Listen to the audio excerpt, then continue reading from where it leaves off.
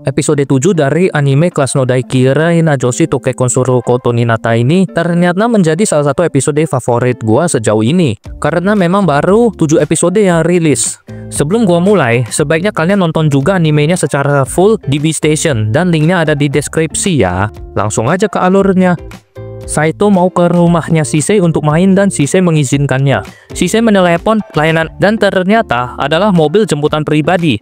Rui, pelayan mereka yang akan nyetir mobil dan Saito meminta dia nyetir dengan aman. Tapi Rui malah ngebut. Di rumah Shisei, dia ngajak Saito main sesuatu dan malah main vampir-vampiran. Sewaktu gigit lehernya Saito, bibinya Saito masuk dan melihat mereka berduaan. Bibinya juga minta dikabarin kalau mau datang dan meminta Saito makan malam di situ aja. Tapi Saito menolak dan mengatakan tujuannya ke situ adalah meminta pekerjaan yang bisa dia lakukan di perusahaan bibinya. Bibinya penasaran untuk apa uangnya dan Saito bilang untuk beli kadonya Akane. Bibinya sendiri nggak setuju pernikahan Saito dengan Akane. Saito pun dapat pekerjaan sebagai penerjemah bahasa dan bibinya memintanya mempelajari bahasanya dahulu selama 3 hari. Tapi Saito pede bisa dalam semalam aja. Saito pun mempelajari bahasanya di rumah dan Akane melihatnya jadi penasaran untuk apa dia mempelajari bahasa tersebut. Besoknya Saito mulai bekerja, tapi Shisei terus mengganggu karena dia merasa waktu mereka berdua berkurang sejak Saito menikah. Shisei minta dimanjain dan Saito pun manjain dia sesuai maunya. Malamnya, Saito telat pulang dan Akane mempertanyakan alasan dia telat, tapi Saito nggak mau ngasih tahu. Akane pun curhat ke neneknya, dan neneknya meminta Akane jujur sama perasaannya sendiri. Malamnya, waktu Akane nunggu Saito pulang, dia mutusin buat nelepon ke kediaman Hojo untuk nelepon Saito. Rui yang mengangkat telepon mengonfirmasi kalau Saito emang ada di sana. Sewaktu mau disambungkan ke Saito, bibinya yang menjawab dan mengatakan Akane terlalu peduli pada pernikahan palsu mereka dan menutup telepon. Saito sudah selesai kerja dan bibinya ngasih gajinya dia.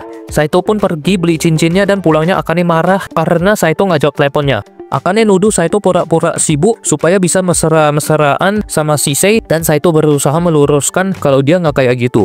Sewaktu Akane balik badan, Saito menahannya dan memberi cincinnya.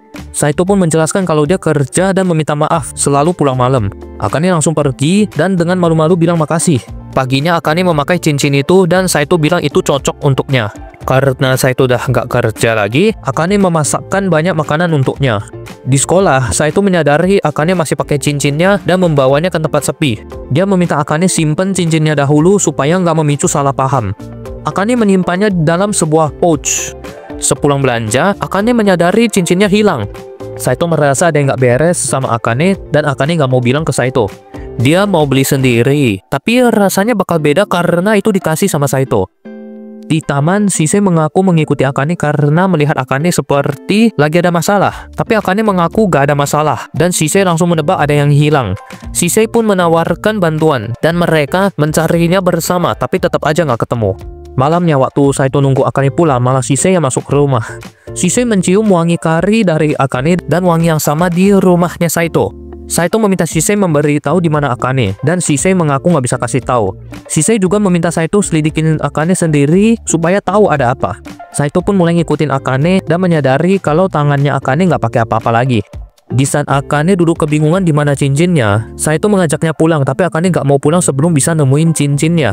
Akane menolak tawaran Saito untuk beli lagi karena di pernikahan palsu mereka, hanya cincin itu yang nyata. Karena mendeskripsikan perasaan Saito yang sebenarnya dan Akane mulai menangis.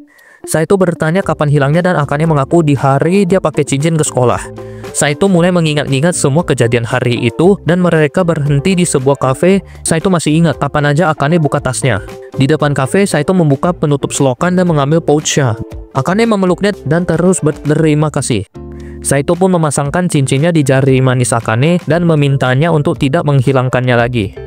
Ya, gitu aja untuk alur dari episode 7 anime ini. Sayangnya lagi-lagi menurut gua, di scene ini feel-nya kurang berasa. Tapi yang di sini sangat berasa ya. Entah kenapa lumayan sering hilang feel-nya, padahal harusnya terasa romantis gitu. Tapi ya udahlah. Mohon maaf apabila ada kesalahan dalam alur. Terima kasih sudah menonton sampai habis dan sampai jumpa di video berikutnya.